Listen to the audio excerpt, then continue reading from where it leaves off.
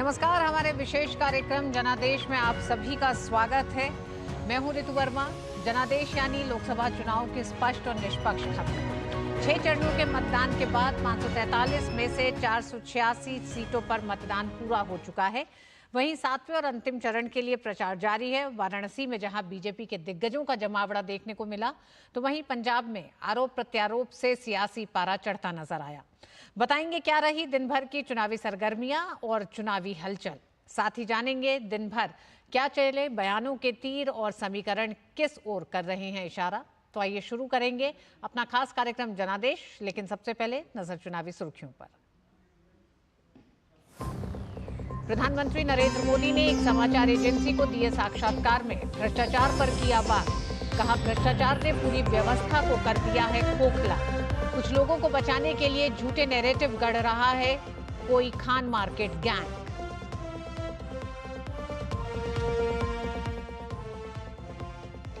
वाराणसी में अमित शाह, जेपी नड्डा, पीयूष गोयल समेत भाजपा के दिग्गजों का जमावड़ा। प्रधानमंत्री नरेंद्र मोदी को रिकॉर्ड जीत दिलाने के लिए झोंकी ताकत। कांग्रेस उम्मीदवार अजय राय भी जनता से मांग रहे हैं आशीर्वाद।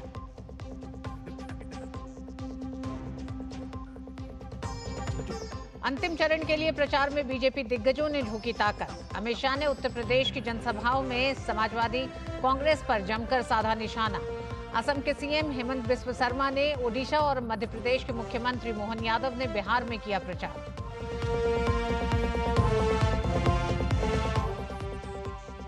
विपक्षी दिग्गजों ने भी चुनाव प्रचार में बहाया पसीना। कांग्रेस नेता प्रियंका गांधी ने हिमाचल प्रदेश के कांगड़ा में की जनसभा। बिहार में आरजेडी नेता तेजस्वी यादव और कांग्रेस नेता राहुल गांधी ने की साझा रैली।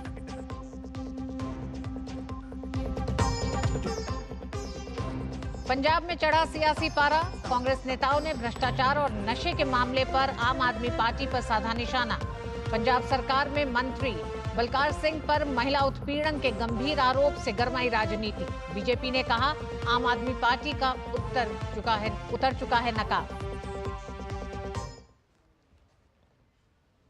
और लोकसभा चुनाव के बीच प्रधानमंत्री नरेंद्र मोदी ने एक समाचार एजेंसी को दिए साक्षात्कार में देश के ताजा हालात समेत विभिन्न मुद्दों पर विस्तार से अपनी राय रखी। प्रधानमंत्री ने भ्रष्ट लोगों के महिमामंडन को देश के लिए चिंता का विषय बताया। पीएम मोदी ने कहा कि पहले अगर किसी पर भ्रष्टाचार का आरोप भी लगता था तो उससे लोग 100 कदम दूर रहते थे, लेकिन आज तो भ्रष्ट लोगों को कंधे पर बिठाकर नाचने का फैशन हो गया है।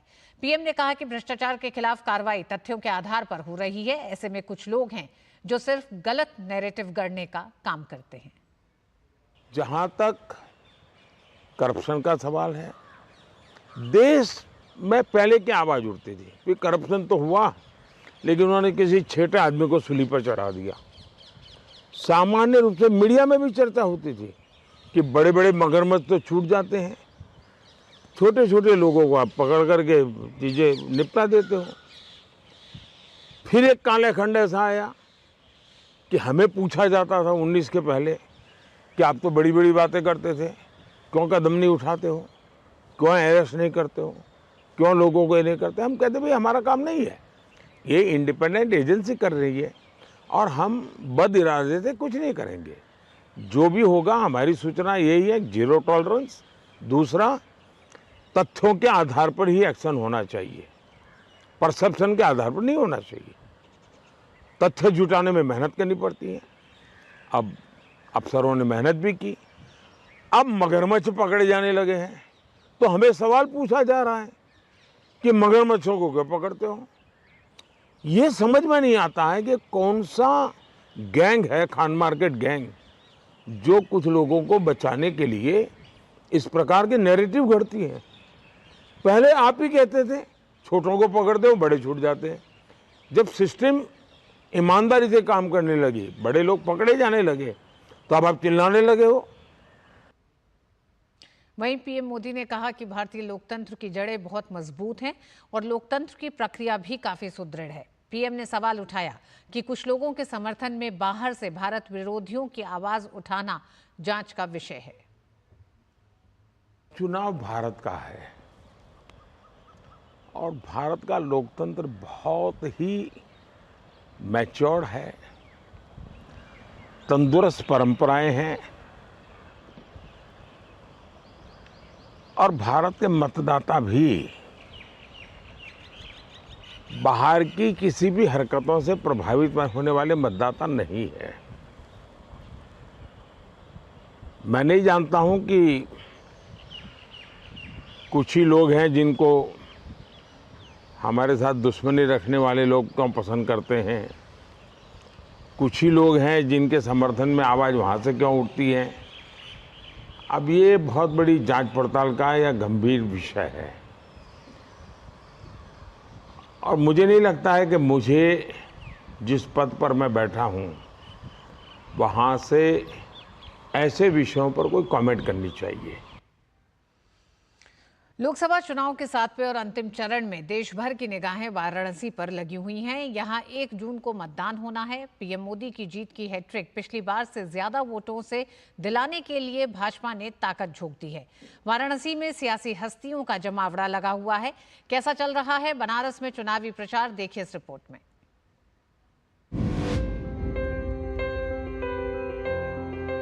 अब देश की नजर 7वें और अंतिम चरण में होने वाले मतदान पर टिकी हुई है। इस चरण में देश की सबसे हॉट सीट मानी जा रही वाराणसी लोकसभा सीट पर 1 जून को मतदान होना है।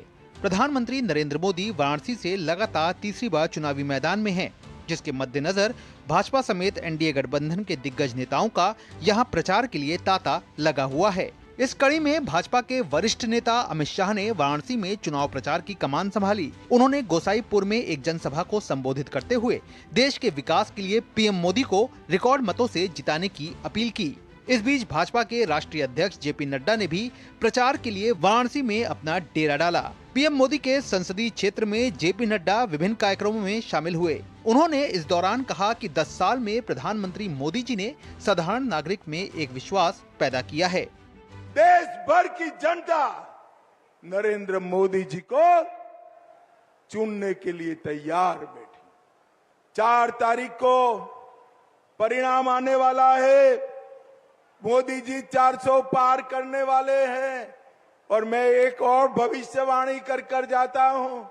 4 तारीख को 2 बजे राहुल बाबा की प्रेस कॉन्फ्रेंस है और वो कहेंगे हम चुनाव ईवीएम के कारण हारे हैं। मोदी जी के नेतृत्व में जिस तरीके से देश आगे बढ़ रहा है उसे और ताकत प्रदान हो उस शक्ति को, और प्रधानमंत्री मोदी जी के नेतृत्व में तीसरी बार हम 400 पार करते हुए आगे। इसके अलावा भाजपा के अन्य नेता भी वाराणसी में प्रचार के लिए पहुंच रहे हैं, जिनमें पीयूष गोयल भी शामिल हैं। उन्होंने इस मौके पर बनारस को पीएम मोदी का परिवार बताते हुए कहा कि उन्हें इस बार इतना आशीर्वाद मिलेगा कि वे देश के विकास को और ज्यादा गति देंगे। वहीं पीलीभीत से भाजपा उम्मीदवार और उत्तर प्रदेश सरकार में लोक निर्माण मंत्री जितिन प्रसाद ने भी जनता से पीएम मोदी को रिकॉर्ड मतों से जिताने का आह्वान किया। मैंने जिंदगी में ऐसा आशीर्वाद शायद ही कभी कोई चुनाव में एक पक्ष एक नेता के प्रति देखा हो। लोगों के बीच में आशा कि देश एक विश्व गुरु बने, देश एक विश्व शक्ति बने, एक विकसित देश बने, जो प्रधानमंत्री नरेंद्र मोदी जी पर अपार विश्वास है, वो आज देखने को मिल रहा है इस चुनाव में। यहाँ जीत और हार का प्रश्न नहीं है, यहाँ जीत के अंतर का प्रश्न है। और जिस तरीके से तैयारी हो रही, जनता का रुझान है, प्रधानमंत्री जी के जो कार्य हुए हैं, 10 वर्ष का कार्यकाल है, ट्रैक रिकॉर्ड सामने है, काम के आधार पे मैं पूरे विश्वास के साथ कह सकता हूँ इतिहास बनने वाला है। इतनी प्रचंड बहुमत से जीत होगी कि सभी रिकॉर्ड टूट जाएंगे और भारी अंतर से जीत मिलेगी। दूसरी तरफ सपा और कांग्रेस गठबंधन की ओर से वाराणसी से अजय राय चुनावी मैदान में हैं।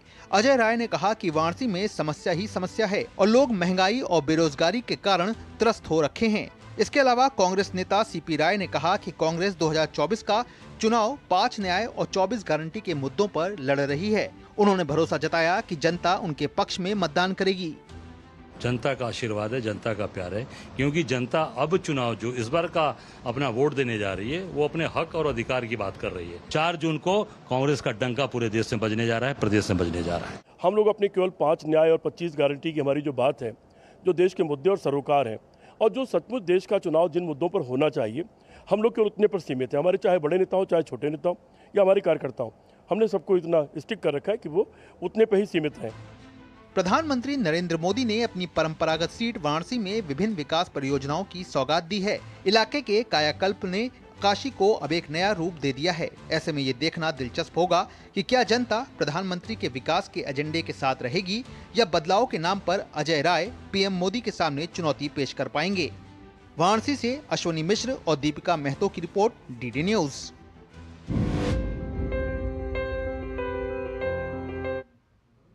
और वाराणसी पर ही बात करने के लिए हमारे साथ वहीं से मौजूद हैं हमारे साथी संवाददाता शैलेंद्र मिश्र। शैलेंद्र, वाराणसी की सीट पर जीत हार की बात नहीं है, बात अंतर को लेकर है, उस पर सबकी निगाह है। पिछले 24 से 48 घंटे की अगर हम बात करें तो जिस तरह से भारतीय जनता पार्टी के तमाम बड़े नेता, भारतीय जनता पार्टी शासित राज्यों के मुख्यमंत्री वहां पर मौजूद हैं, ये किस रिकॉर्ड को बनाने की तैयारी की जा रही है, किस मशक्कत में भारतीय जनता पार्टी है? ये देखिए ऋतु, जब मैं आपसे बात कर रहा हूं तब इसी वाराणसी में बीजेपी के राष्ट्रीय अध्यक्ष जेपी नड्डा, गृह मंत्री अमित शाह मौजूद हैं और तमाम बीजेपी के बड़े नेता, पीयूष गोयल हो, बीजेपी के प्रदेश अध्यक्ष भूपेंद्र चौधरी हो या फिर बीजेपी के तमाम कार्यकर्ता वो मौजूद हैं यहाँ पर उस जीत को बड़ी करने के लिए। अभी अब से थोड़ी देर पहले हम अजय राय को सुन रहे थे, वो अपना दावा कर रहे थे। हम जानते हैं कि तमाम प्रत्याशी जिनकी चुनाव बाद जमानत तक जब्त हो जाती है, चुनाव लड़ते लड़ते यही कहते हैं कि वो चुनाव जीतेंगे या फिर वो अच्छा चुनाव लड़ रहे हैं। सब जानते हैं कि वाराणसी में दरअसल क्या होने वाला है और किसकी जीत होने वाली है। अखिलेश यादव से जब एक बार सवाल पूछा गया था, समाजवादी पार्टी के मुखिया हैं, आप देखें कि उत्तर प्रदेश में इंडी गठबंधन उनके नेतृत्व में चुनाव लड़ रहा है, तो उन्होंने कहा कि वाराणसी को छोड़कर बाकी सीटें जो है समाजवादी पार्टी वो जीतने जा रही है। ये दावा खुद उन्होंने किया और उसमें वाराणसी को अलग रख दिया था। तो आप समझ सकते हैं कि वाराणसी में क्या कुछ होने वाला है। इस बात को अखिलेश यादव भी जानते हैं और तमाम इंडी गठबंधन के नेता भी जानते हैं। ऐसे में कैसे जीत बड़ी हो, प्रधानमंत्री नरेंद्र मोदी 2014 में जब आए थे, जब उन्होंने कहा था कि माँ गंगा ने उन्हें बुलाया है, तब से हमने देखा है कि एक अभूतपूर्व क्रांतिकारी बदलाव वाराणसी की सड़कों पर दिखता है, वाराणसी के लोगों के जनजीवन में दिखता है। 19 में उस जीत को बड़ी एक तरह से और किया गया था, उसमें और इजाफा हुआ था, मत प्रतिशत के लिहाज से भी, जीत के अंतर के लिहाज से भी। और बीजेपी ये कह रही है, दावा कर रही है कि उस जीत को और आगे लेकर जाना है, उसके लिए पूरी मशक्कत हो रही है। निश्चित तौर पर जीत को लेकर किसी को भी संदेह नहीं है, सिर्फ बीजेपी को नहीं, विपक्ष के दल भी जानते हैं जीत कितनी बड़ी होगी। क्या उत्तर प्रदेश की सबसे बड़ी जीत होगी, इस बारे में दावे किए जा रहे हैं। उस और एक तरह से वाराणसी का अगर 2019 का ही आंकड़ा हम देखें तो तकरीबन 17 लाख मतदाता है, जिसमें से 6,74,000 मत 2019 में प्रधानमंत्री नरेंद्र मोदी को मिले थे। इस सीट पे हार जीत सवाल नहीं है, सवाल है जीत का अंतर, और उसी जीत के अंतर को बढ़ाने के लिए तमाम भारतीय जनता पार्टी की ताकत भी है। आज का दिन और आने वाले 1 तारीख में जो 4 दिन अभी बाकी है, इसको लेकर क्या तैयारियां, किस तरह से एक तरह से लोगों के बीच पहुंच रही है भारतीय जनता पार्टी, और विपक्ष क्या तैयारी कर रहा है? ये देखिए, बीजेपी की रणनीति बहुत स्पष्ट है कि बूथ स्तर तक, हर घर तक पहुंचा जाए, और इसलिए बूथ अध्यक्ष की बड़ी महत्वपूर्ण भूमिका है। राष्ट्रीय स्तर के नेता तो आते ही हैं। प्रधानमंत्री नरेंद्र मोदी ने नामांकन से पहले रोड शो किया था, महिला सम्मेलन को अभी संबोधित किया। बीजेपी के राष्ट्रीय अध्यक्ष जेपी नड्डा लगातार प्रचार कर रहे हैं, गृह मंत्री अमित शाह शहर में हैं, तमाम बीजेपी के नेता यहाँ वाराणसी में आकर चुनाव प्रचार कर रहे हैं, देश भर के कार्यकर्ता भी हैं। लेकिन सबसे ज़्यादा जोर इस बात पर है कि बूथ स्तर पर हर घर तक पहुँचा जाए, हर लाभार्थी तक पहुँचा जाए, हर उस व्यक्ति तक पहुँचा जाए जो वाराणसी का वोटर है। उसके लिए एक बहुत बड़ा अभियान बीजेपी चला रही है, उसमें कोई कोर कसर न हो, उसके लिए पूरी रणनीति बनाई गई है। और एक बीजेपी ने यहाँ पर अपना चुनाव कार्यालय भी बनाया, जहाँ से पूरा संचालन हो रहा है। जहाँ तक विपक्ष का सवाल है, अखिलेश यादव और राहुल गांधी की एक जनसभा होनी है, विपक्ष भी अपनी तौर पर कोशिश कर रहा है, उसके नेता प्रचार के लिए आ रहे हैं, लेकिन विपक्ष जानता है कि वाराणसी की लड़ाई कितनी बड़ी है उसके लिए, और यहाँ पर सिर्फ जीत के अंतर को कम करने के लिए विपक्ष लड़ सकता है, उस ओर वो प्रयास कर सकता है। चूंकि वो उत्तर प्रदेश में बीजेपी के खिलाफ चुनाव लड़ रहा है, तो यहाँ वाराणसी में भी चुनाव प्रचार जरूरी है। देखिए, एक बात यहाँ पर कह के अपनी बात खत्म करना चाहूंगा ऋतु, कि मत का जो आंकड़ा है वो दुगना बढ़ा था। अगर आप 2014 से 19 के मुकाबले देखें, जो मत प्रतिशत बढ़ा था वो दुगना हो गया था, भारतीय जनता पार्टी प्रधानमंत्री नरेंद्र मोदी को मिला। तब देश भर में उसके मुकाबले उसका आधा ही मत बीजेपी बढ़ा पाई थी, यानी जो इजाफा हुआ था 2014 के मुकाबले 2019 में। तो यहाँ वाराणसी में जो देश भर में बीजेपी को मत प्रतिशत बढ़ा मिला हुआ था, उससे दोगुना मत बढ़ा हुआ मिला था।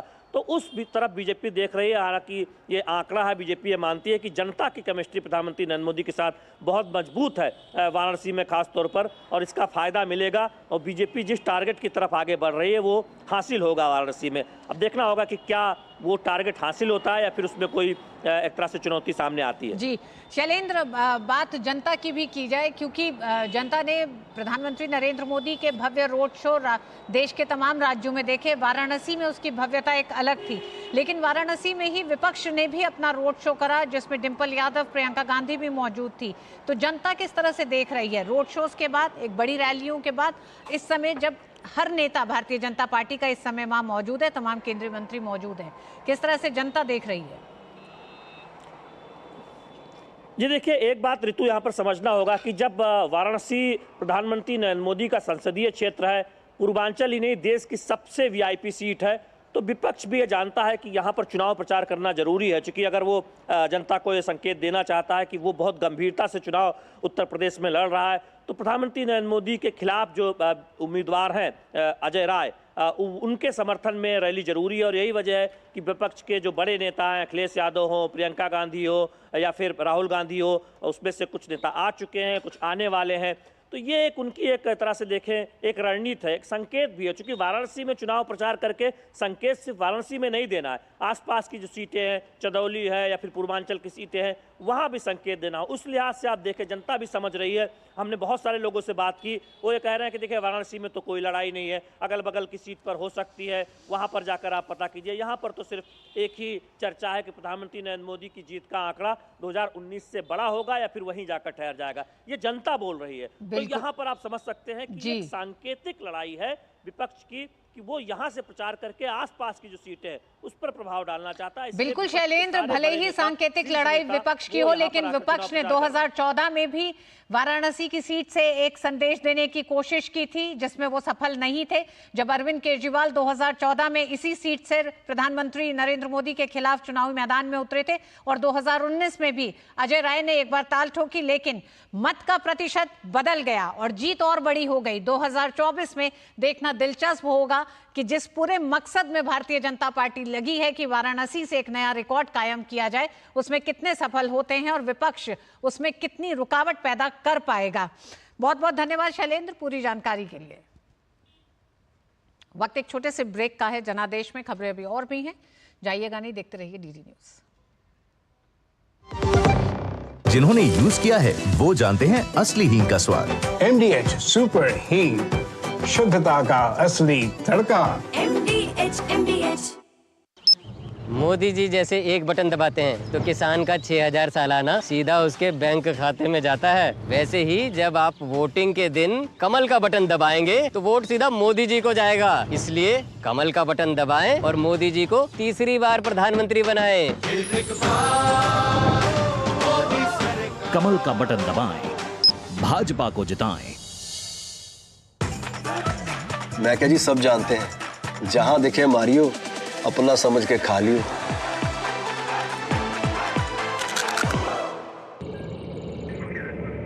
Curiosity can take you to some out of the world places. Took me to the moon today. Curious about this place? Scan this QR code before I take it off with my Seat tires.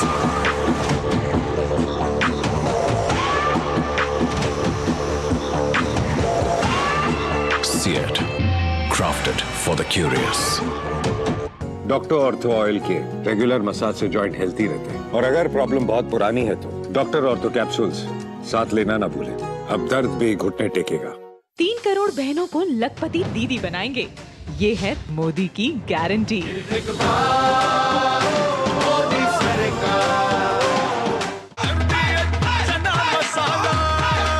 अब छोलिया हो या लोबिया, सफेद चने या काले चने, सब कुछ मजेदार बने।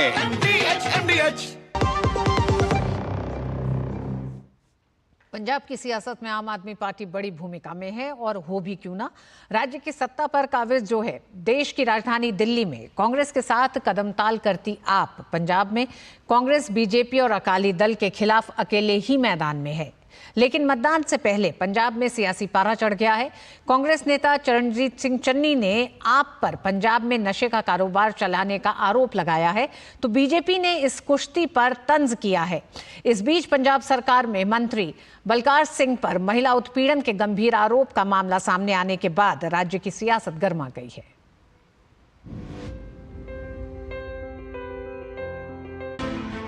सातवें और अंतिम चरण में पंजाब की सभी लोकसभा सीटों के लिए प्रचार चरम पर पहुंचने के साथ ही सियासी बयानबाजी भी जोर पकड़ने लगी है। दिल्ली, हरियाणा, गुजरात और गोवा में कांग्रेस और आम आदमी पार्टी साथ साथ चुनाव लड़ी, लेकिन पंजाब का चुनाव आते ही कांग्रेस भी अब आम आदमी पार्टी के साथ ही अरविंद केजरीवाल पर खुलकर प्रहार करने लगी है। पंजाब के पूर्व मुख्यमंत्री और जालंधर से कांग्रेस उम्मीदवार चरणजीत सिंह चन्नी ने आम आदमी पार्टी नेताओं पर जालंधर सहित पंजाब में नशे का कारोबार चलाने का आरोप लगाया है। तो कांग्रेस नेता संदीप दीक्षित ने कहा कि पंजाब की आम आदमी पार्टी सरकार ने व्यापक भ्रष्टाचार किया है और पंजाब को भ्रष्टाचार का ATM बना रखा है। नशा माफिया यहाँ के आम आदमी पार्टी के लीडर चला रहे हैं। इसी तरह नकोदर में कल जो वारदात हुई है, जो बंदे माइनिंग पे गए तो उन पे अटैक हो गया ऑफिसर्स पे, क्योंकि अब ऑफिसर्स के इलेक्शन कमीशन के अंडर हैं, तो इसलिए वो जाते हैं पकड़ने गए तो उन्होंने अटैक कर दिया, गोलियां चली। तो ये वहाँ भी जो MLA आम आदमी पार्टी के हैं उनकी देखरेख में सब कुछ चल रहा है, तो उसकी वजह से कल भी जो अटैक हुआ वो आम आदमी पार्टी की वजह से हुआ। टोटल कांग्रेस स्वीप करने वाली है यहाँ पंजाब में आने वाले दिनों में। इसमें तो मैं मानता हूँ ATM बना के रख दिया, इसमें तो कोई दो राय नहीं है, तो बल्कि कांग्रेस की शब्दावली है। हम लोग कह रहे हैं कि क्या व्यापक भ्रष्टाचार आम आदमी पार्टी की सरकार ने पंजाब में किया है, उसमें कोई नई बात नहीं है। 3 साल बाद जब पंजाब में विधानसभा के चुनाव आएंगे तो मैं आज आपको बता सकता हूँ कि ये जो भ्रष्ट और निकम्मी सरकार आम आदमी पार्टी की है पंजाब में, ये बिल्कुल नेस्तनाबूद हो जाएगी और इसको वहाँ के लोग बाहर फेंक देंगे। दिल्ली में कांग्रेस उम्मीदवारों के लिए प्रचार कर चुके अरविंद केजरीवाल पंजाब में आम आदमी पार्टी के लिए वोट मांग रहे हैं और पंजाब के लोगों से आम आदमी पार्टी के 13 सांसद दिल्ली भेजने की अपील कर रहे हैं। देखिए, मैं किसी पार्टी का नाम नहीं लूंगा, लेकिन अगर किसी भी दूसरी पार्टी को आप वोट दोगे, आपने देख लिया पिछले 5 साल, 10 साल, 15 साल से किसी ने पंजाब की आवाज नहीं उठाई लोकसभा में। और पंजाब में इस टाइम हमारी पार्टी है, पंजाब में सरकार हमारी है। अगर हमारा ही MP होगा और हमारी सरकार है, मिलजुल के काम करेंगे। बीजेपी ने आम आदमी पार्टी और कांग्रेस के बीच दिल्ली में दोस्ती और पंजाब में कुश्ती पर तंज कसा है। फिरोजपुर में प्रचार करने पहुंचे राजस्थान के CM भजनलाल शर्मा ने भी इस मामले पर करारा प्रहार किया है। आपने देखा होगा दिल्ली के अंदर भ्रष्टाचारी लड़के चुनाव एक साथ मिलकर के चुनाव लड़ रहे हैं। भ्रष्टाचारी दिल्ली के अंदर एक साथ मिलकर के चुनाव लड़ रहे हैं। पंजाब की जनता को ऐसा समझ रहे हैं कि पंजाब के लोग तो जानते ही नहीं है यहाँ उनकी स्थिति क्या है, आपको पता है। तो किस इंडियन अलायंस की बात करें? उसी बयान में वह ये भी कह रहे हैं कि आम आदमी पार्टी भ्रष्ट है और पंजाब के अंदर इन्होंने भ्रष्टाचार किया है और ड्रग का काम किया है, और दूसरा वह ये भी कह रहे हैं कि आने वाले जो असेंबली इलेक्शन होंगे पंजाब में उसमें आम आदमी पार्टी का सुफड़ा साफ करें। तो किस प्रकार की इंडियन अलायंस होगी दिख रही है, किस प्रकार का अलायंस है वह समझ में आ रहा है। असल में क्या कि ये भ्रष्टाचारी और परिवारवादी लोग इकट्ठे हो गए हैं और ये किसी रंग से भी सरकार में आना चाहते हैं, सत्ता में आना चाहते हैं अपने भ्रष्टाचार के ट्रैक को बचाने के लिए। इस बीच भाजपा नेता तजिंदर पाल सिंह बग्गा ने पंजाब सरकार में मंत्री बलकार सिंह पर महिला उत्पीड़न के गंभीर आरोप लगाए हैं। बग्गा ने बलकार सिंह का वो वीडियो भी जारी किया है जिसमें वे नौकरी मांगने वाली 21 साल की महिला से खास फेवर की मांग कर रहे हैं। बग्गा के पोस्ट को साझा करते हुए राष्ट्रीय महिला आयोग की अध्यक्ष रेखा शर्मा ने मामले का संज्ञान लिया है और इसे घिनौना बताया है। जालंधर में गुजरात के पूर्व मुख्यमंत्री विजय रूपाणी ने कहा कि इस तरह के मामलों से पूरी आम आदमी पार्टी जनता के सामने एक्सपोज हो गई है। आम आदमी पार्टी का पूरा नकाब उतर गया है, कैसे लोग हैं सब अब जनता जानने लगी है। केजरीवाल से लेकर ये मंत्री तक सब आज एक्सपोज हो गए हैं और ये जो उनके मंत्रियों का जो व्यवहार और जिस तरीके से वो काम कर रहे हैं वो शर्मजनक है। लोकसभा चुनाव के अंतिम चरण के मतदान से पहले इस तरह का मामला सामने आने के बाद पंजाब में सियासत गर्मा गई है। पंजाब की सभी 13 सीटों पर 7वें और अंतिम चरण में 1 जून को वोट डाले जाएंगे। रजनीश कुमार के साथ जनादेश डेस्क, डीडी न्यूज।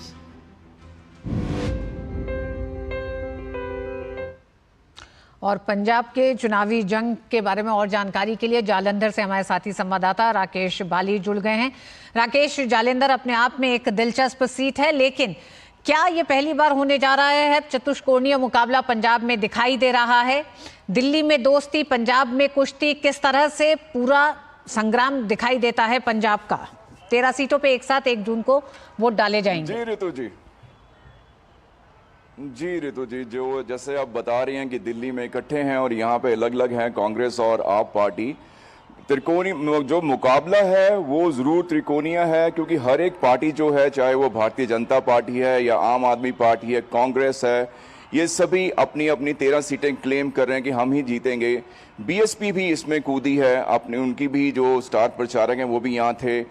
पर जो मुकाबला इस वक्त है वो वाकई ही त्रिकोणीय है। जो रिजल्ट आएगा वो ही बताएगा कि कौन किसने बाजी मारता है, क्योंकि यहाँ की जो जनता है बहुत ज़्यादा सूझवान जनता है और इस दफ़ा उन्होंने अपने भी कोई कार्ड्स ओपन नहीं किए हैं। उनका भी लोगों का जब भी कभी बात हुई है उनसे यही कहना है कि हम 1 जून को ही बताएंगे कि हम किसको वोट कर रहे हैं। रितु जी, बहुत बहुत धन्यवाद बाली जी पूरी जानकारी के लिए। और भारतीय जनता पार्टी पहली बार पंजाब में अकेले चुनाव लड़ रही है। अभी तक अकाली दल के साथ समझौता होता था, लेकिन इस बार चुनाव कई मायनों में अलग है। कांग्रेस और आम आदमी पार्टी जिस तरह से एक दूसरे पर हमलावर है, वहीं दूसरी जगह पे आम आदमी पार्टी और कांग्रेस दोस्ती में दिखाई दे रही है। तो देखना दिलचस्प होगा कि लोग किस तरह से इस चुनाव को और राजनीतिक पार्टियों के दावे वादों को ले रहे हैं। बहुत बहुत धन्यवाद बाली जी। और वक्त एक छोटे से ब्रेक का है जनादेश में। आज दही बड़ा खाने का मन है। वाह क्या स्वाद! असली स्वाद तो MDH दही बड़ा रायता मसाले से ही आता है। मोदी जी जैसे ही एक बटन दबाते हैं तो बुजुर्गों की पेंशन सीधा उनके बैंक खातों में आ जाती है। वैसे ही जब आप वोटिंग के दिन कमल का बटन दबाएंगे तो वोट सीधा मोदी जी को जाएगा। इसीलिए कमल का बटन दबाएं और मोदी जी को तीसरी बार प्रधानमंत्री बनाएं। कमल का बटन दबाएं, भाजपा को जिताएं। तेरी होने वाली मदर इन लॉ कुछ ज्यादा ही ट्रेडिशनल है। ट्रेडिशनल लोग ज्यादा इमोशनल होते हैं। तो भाई साहब, अब कोई किसी की लाइफ में आग नहीं लगा पाएगा। समर कूल, जो हर दिल करे कबूल। गोल्डी छोले मसाले, जहाँ जाए रिश्ते बनाए, जहाँ जाए रिश्ते बनाए। गोल्डी मसाले, स्वाद से सबको दीवाना कर दे, दीवाना कर दे। पता का चाय, गजब का स्वाद। आतंकवाद, नक्सलवाद पर होता रहेगा कड़ा प्रहार। ये है मोदी की गारंटी।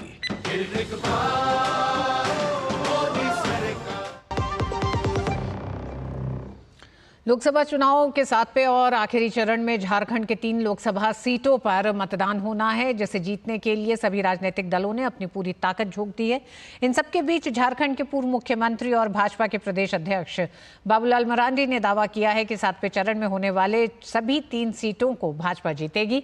डीडी न्यूज संवाददाता अभिषेक सिंह ने बाबूलाल मरांडी से की खास बातचीत।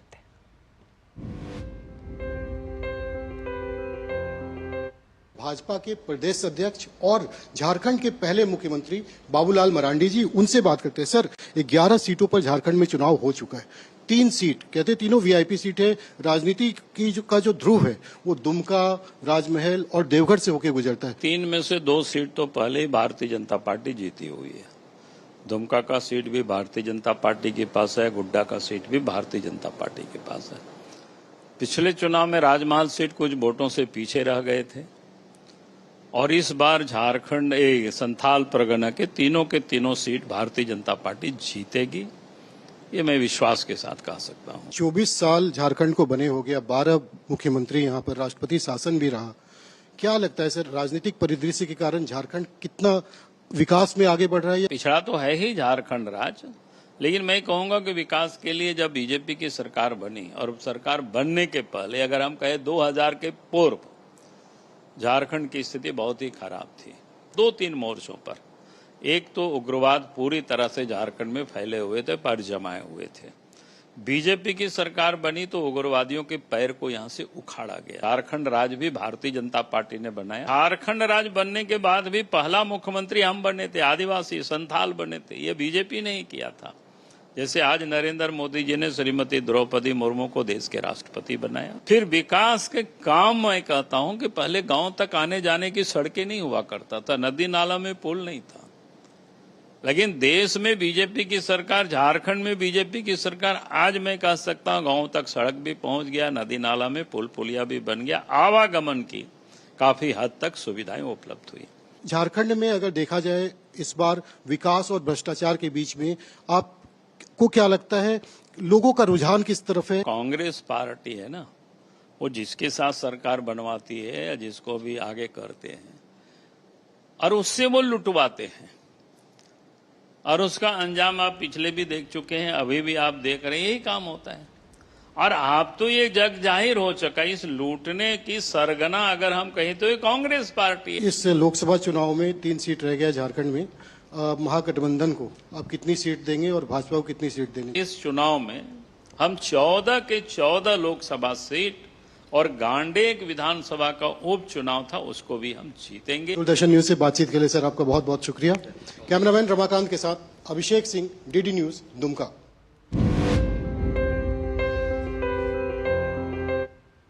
और अब बात चर्चित लोकसभा सीट की।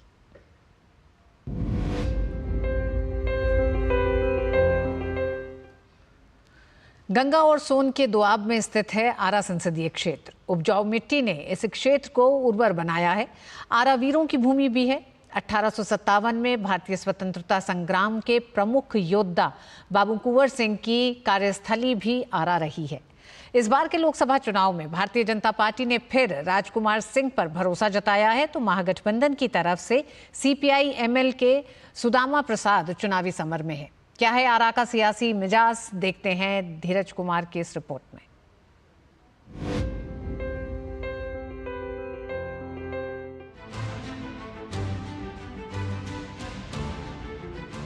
आरा का समृद्ध इतिहास ऋग्वेद से लेकर महाभारत कालीन है। शहर में स्थित अरण्य देवी मंदिर गवाह है महाभारत काल में चारों तरफ वनों से घिरे इस क्षेत्र में पांडवों ने वनवास के दौरान वक्त बिताया था। मोरध्वज की कथाओं में भी आरा का जिक्र है। पौराणिक कथाओं और किंवदंतियों से भरपूर है ऐतिहासिक शहर आरा का इतिहास।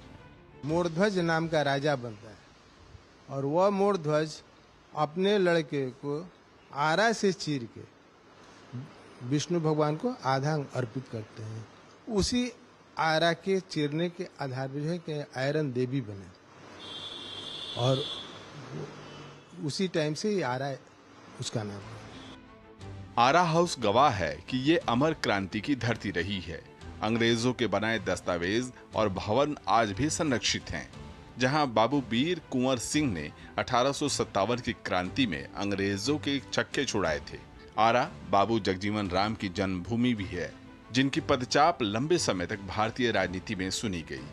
2024 के लोकसभा चुनाव में यहां से तीसरी बार केंद्र सरकार में मंत्री राजकुमार सिंह भाजपा के प्रत्याशी हैं। उन्होंने यहां बीते 10 साल में मेडिकल कॉलेज, इंजीनियरिंग कॉलेज, सोन नहर का पक्कीकरण, रेलवे का विस्तार, कोइलवर 6 लेन पुल का निर्माण, आरा बक्सर 4 लेन का निर्माण कर क्षेत्र की तस्वीर बदल दी है। आरा पटना 4 लेन का निर्माण कार्य भी पूरा हो गया है। ग्रामीण सड़क, बिजली से लेकर सौर ऊर्जा को राजकुमार सिंह ने गांव-गांव तक पहुंचाया है। विकास हमने किया उतना हमसे पहले किसी सांसद ने नहीं किया, किसी विधायक ने नहीं किया इस जिला के लिए। तो हमने तो जिला का स्वरूप बदल दिया। जितने बड़े काम है सो सब कर दिया। हर गांव में योजना दिया, बिना भेदभाव का योजना दिया। और भी जो हमारे जितना हमने वादा किया था सब पूरा कर दिया। एक हमारा वादा बाकी है, अब उसको भी करेंगे, वो है नहर का पक्कीकरण, उसको भी करेंगे। ये अटक गया कहीं, अब उसका छोड़ दीजिए, पॉलिटिक्स में अटक गया, लेकिन उसका भी विकल्प हमने ढूंढ लिया। अब हम हर खेत तक बिजली पहुंचा रहे हैं। ताकि किसान का सिंचाई हो जाए। आज सिर्फ बिहार में नहीं कर रहे हैं, सिर्फ आरा में नहीं कर रहे, देश भर में कर रहे हैं। महागठबंधन ने आरा से सीपीआई एमएल विधायक सुदामा प्रसाद को उम्मीदवार बनाया है। सुदामा प्रसाद ने किसानों के मुद्दे, बेरोजगारी और महंगाई को मुद्दा बनाया है। वो राजकुमार सिंह के विकास को हवाई बताते हैं। कहते हैं राजकुमार सिंह ने किसानों को ठगा है, नहर का निर्माण पूरा नहीं किया है। कुछ बदलाव नहीं हुआ है। आप अंदर में जाकर के देख लीजिए शहर की गलियों की क्या स्थिति है। 2014 और 2019 में माननीय सांसद जी का चुनावी वायदा था कि ये नहरों का पक्कीकरण कराएंगे, लेकिन कुछ नहीं हुआ। आरा में करीब 21 लाख मतदाता हैं। सत्ता की कुर्सी तक पहुंचने के लिए यहां जातीय समीकरण की भी अहम भूमिका होती है। आरा में यादव, राजपूत, भूमिहार, कुशवाहा मतदाता जीत में अहम भूमिका निभाते हैं। हालांकि राजनीतिक पंडित कहते हैं कि आरा में बीते सालों में हुए विकास ने जातीय गोलबंदी को तोड़ दिया है। जातीय गोलबंदी बहुत टूट चुकी है। यहाँ पर आम मतदाता सीधे केंद्र की तरफ देख रहे हैं। उनको जातीय गठबंधन इसमें टूटा है बहुत कुछ, और बिहार के रिजल्ट से आप देखिएगा कि बहुत कुछ टूट चुका है। और जनता पढ़ी लिखी हो चुकी है। नवयुवक वर्ग जो 18 से 30 साल की उम्र है वो सत्य को समझ रहा है। उसको रोजगार चाहिए, विकास चाहिए, न कि जातिवाद चाहिए। आरा कभी कांग्रेस का गढ़ माना जाता था, लेकिन 1984 के बाद कांग्रेस को कभी जीत नहीं मिली। फिलहाल बीजेपी का झंडा बुलंद है और पिछले 2 लोकसभा चुनाव में बीजेपी के टिकट पर आरके सिंह आरा में कमल खिलाने में सफल रहे हैं। अब देखना है कि इस बार विजय श्री का आशीर्वाद किस उम्मीदवार को मिलता है। ऋग्वेद से लेकर महाभारत तक में आरा की चर्चा है। आरा वीरों की भूमि है, बाबू वीर कुंवर सिंह की भूमि है।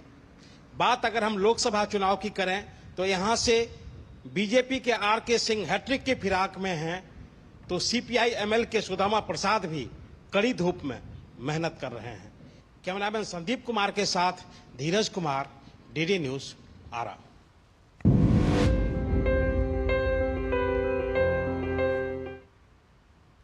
उधर कांग्रेस महासचिव प्रियंका गांधी वाड्रा ने हिमाचल प्रदेश के कांगड़ा में एक चुनावी जनसभा को संबोधित करते हुए कहा कि देश में महंगाई से जनता त्रस्त है। उन्होंने साथ ही बेरोजगारी को लेकर केंद्र सरकार पर निशाना साधा।